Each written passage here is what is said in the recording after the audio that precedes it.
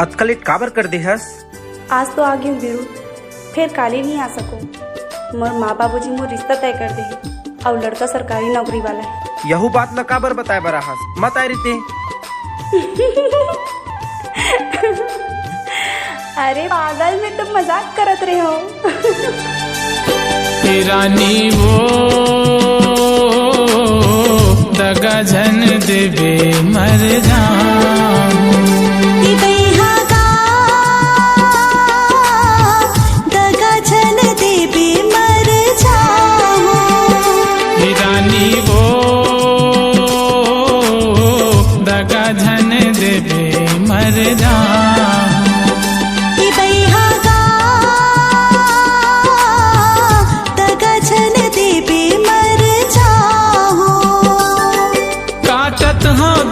कुआरा जियत हो तोरे सहारा।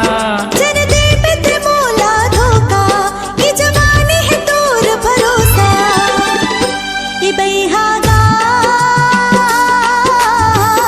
दगा झन देवे मर जाऊं।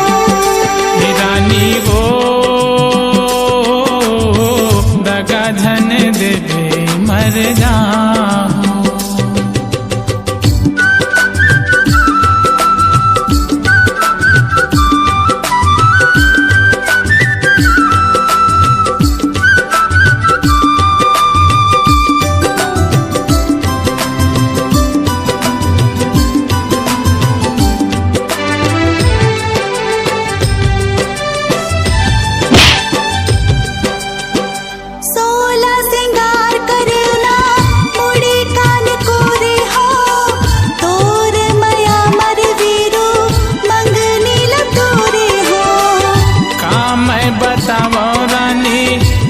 दिल के हाल वो सब बसमत पर गे मोर बादुकाल वो।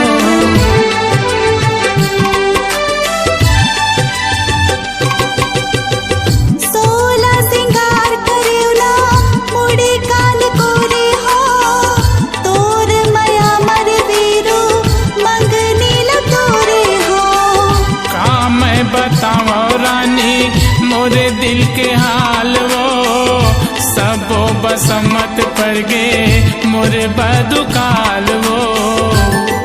हो गे हाँ तोर दीवाना बड़ बैरी जुलुम जमाना। हो गे हाँ तोर दीवाना बड़ बैरी जुलुम जमाना। ए रानी वो दगा झन देवे मर जाऊं,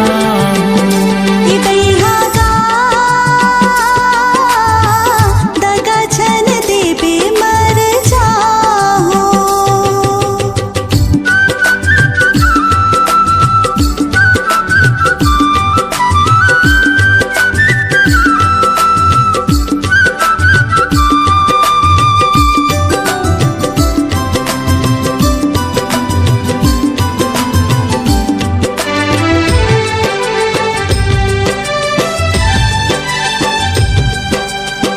चर्चा तुर माया के पारा गाँव के जुबानी वो। जन्म जन्म ले तुर मोर माया के कहानी वो। मैं तो दुलारे न अब्बड़ माया के करियागा, सौंपत हो तन मन राधा तही मोर कन्हैयागा।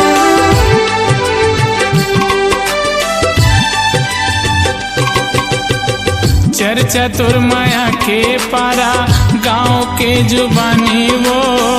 जन्म जन्म ले तुर मोर माया के कहानी वो। मैं तो दुलारे न अब्बड़ माया के करियागा, सौंपत हो तन मन राधा तही मोर कन्हैयागा। मोर अंग बदन महका के मोला दुनिया के सपना दिखा के। मोर अंग बदन महका के मोला दुनिया के सपना दिखा के। ए बैहागा दगा झन देवे मर जाऊं। रानी वो दगा झन देवे मर जाऊं, बैहा